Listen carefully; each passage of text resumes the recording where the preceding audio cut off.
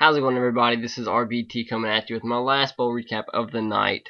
And this is the recap of the Buffalo Wild Wings Bowl between TCU and Michigan State. Michigan State edges out TCU with a last-minute field goal and wins 17-16. This game was a defensive struggle for the most part.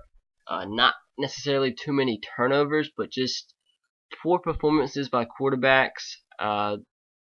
Andrew Maxwell ended up getting benched by Michigan State, and Connor Cook, the backup second-string redshirt freshman, came in and provided a little spark there, led them down the field with a few minutes left, and set up the game-winning field goal by their kicker, Dan Conroy, which is a 47-yard field goal, which set up the 3 points to take the lead. And TCU couldn't do anything that last drive.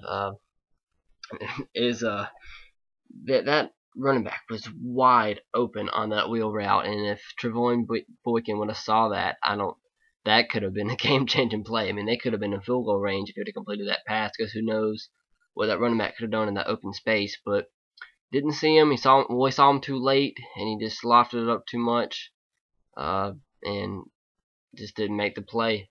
But I still don't understand, because I thought if there's 2 penalties on the play, and I thought if one of them was a personal foul, that it's an automatic first down. Like in that case of that play, it was a holding call and a pass interference call. But for some reason they didn't say anything about the pass interference, but they called holding. But I thought if it's a pass interference, it's an automatic first down because it's a personal foul. But they didn't call it, and that kind of confused me. So if anybody knows the answer to that, please let me know in the comments below, because that really did kind of confuse me.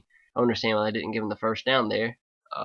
That could have really helped their chances of getting in field goal range. But final stats of the game: TCU was 4-15 on third downs. Michigan State 6 of 18, didn't do much better. Total yards: TCU had more of 288 yards. Michigan State 227. TCU had 201 yards passing through the air. Michigan State 104. But they did make up for that because they ran the ball quite well, especially in the second half with Le'Veon Bell. Le'Veon Bell alone ended up with 143 rushing yards on 32 carries and had a touchdown. They did run the ball a few other times with the quarterback, but they didn't get anything. Andrew Maxwell got sacked a few times, and Connor Cook, who's a better scrambler than Andrew Maxwell, didn't do too much. I think he got sacked a few times, and he had one long run, decent run of 11 yards. But TCU, that's where they struggled at. That's why they didn't really necessarily have a better offensive game, because they only had 87 yards rushing on 30 carries. It's only 2.9 yards per rush. Trevon Boykin actually led them in rushing, 13 carries, 37 yards. But Michael Tucker and Catalan combined only had 48 yards on only 15 carries, so that's kind of where their struggles came from. But Josh Boyce, man, he did have a pretty good game for TCU, ended up with 91 yards. But that's pretty much, aside from Le'Veon Bell, the best offensive performance in this game. But TCU 2 turnovers in the game, gave Michigan State better opportunities to score. I mean, gave them they didn't need any more opportunities, because I mean, for the most part, their offense was anemic aside from Le'Veon Bell, because Andrew Maxwell, like I said, was playing terrible. He was 6 of 13 for only 28 yards. Didn't throw a pick there. That's a big key in a game. And if you don't turn the ball over at all, even though if you have an anemic offense like Michigan State performed in this game, I mean, if you don't turn the ball over and you play quite well defense, you're going to win the game no matter what.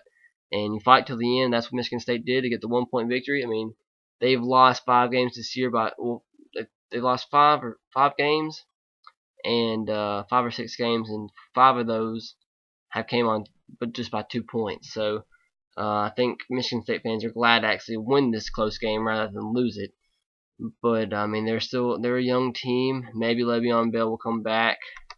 That might not be the case. He probably will leave early, but I mean, a fan can hope, right? Because he's a fun guy to watch, and as an average fan, I'd love to see him play another year in that Michigan State running back system, because they always produce really good running backs. I mean, it's Devon Ringer, the guy they had last year, and they have Le'Veon Bell. So that's pretty much it. Michigan State wins the Buffalo Wild Wings Bowl 17-16. On a late comeback, they scored only 17 points, and 10 of those came in the fourth quarter. All 17 came in the second half, and they comeback victory led by second-string quarterback, redshirt freshman Connor Cook. So let me know what you guys thought of this game in the comment section below.